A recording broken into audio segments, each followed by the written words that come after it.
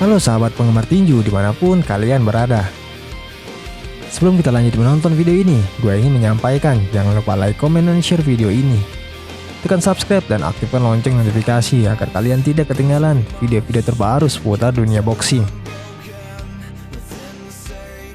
Juara kelas menengah IBF, Gennady Golovkin, akan bertarung Sabtu malam ini dalam pertarungan 12 ronde melawan juara WBA 160 pound Ryota Murata di DAZN di Saitama Super Arena di Jepang. Murata adalah petinju yang luar biasa di Jepang dan sejauh ini merupakan pertarungan terbesar dalam karir profesionalnya selama 9 tahun. Sayangnya hingga saat ini nama terbesar di resume Murata hanyalah Hassan Endam. Kehilangan seorang petarung di kelas Endam berbicara banyak tentang bakat Murata atau kekurangannya. Murata adalah pemegang sabuk hanya karena dia mengalahkan Endam dalam pertandingan ulang mereka.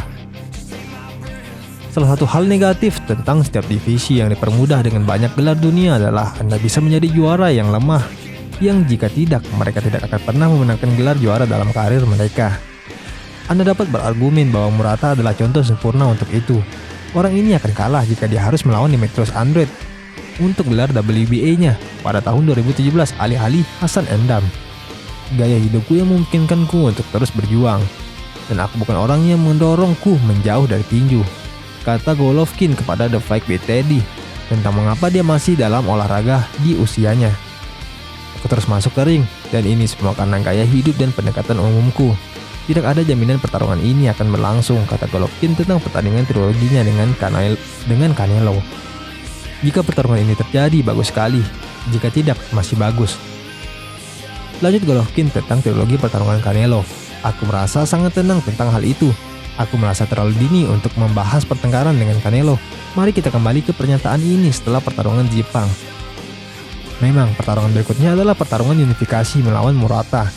Dan aku sangat senang karenanya, karena seperti yang Anda pelajari dari wawancaraku, sudah menjadi tujuanku untuk menyatukan gelar sejak lama. Aku pikir terlalu dini untuk berbicara tentang pertarungan berikutnya dan langkah selanjutnya, karena kami harus menjawab pertanyaan berikutnya tentang siapa yang memegang gelar dan sudah berapa lama mereka memegang gelar tersebut. Aku harap itu bisa terjadi sebelum aku berusia 45 atau 50 tahun. Aku bahkan tidak tahu karena aku ingin gelar tersebut. Aku ingin pertarungan itu, tapi perkelahian itu tidak adil, itu tidak terjadi. Seiring waktu, aku mendengar panggilan dari para pejuang semakin keras, tetapi tidak ada yang terjadi. Aku bahkan tidak tahu bagaimana merencanakannya, kata Golovkin.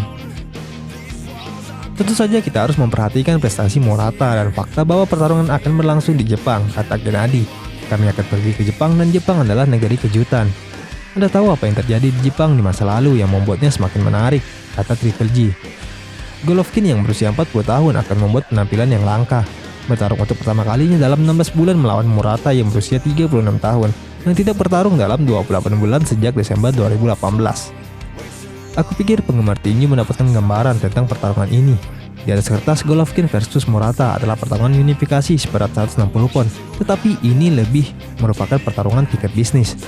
Kedua petarung akan menghasilkan banyak uang di Jepang dan dari DAZN, tetapi sulit untuk menganggapnya serius sebagai bentrokan unifikasi sejati karena tidak aktifnya kedua juara tersebut. Golovkin dan Murata masih dianggap sebagai juara kelas menengah oleh badan pemberi sanksi, tetapi sulit untuk melihat mereka seperti itu karena mereka tidak aktif. Anda dapat berargumen bahwa mereka akan membuat pesaing di divisi IBF dan WBA sangat solid jika mereka mengosongkan gelar mereka sehingga mereka bisa berjuang untuk sabuk alih-alih duduk di atasnya tanpa membuat pertahanan selama 16 hingga 28 bulan.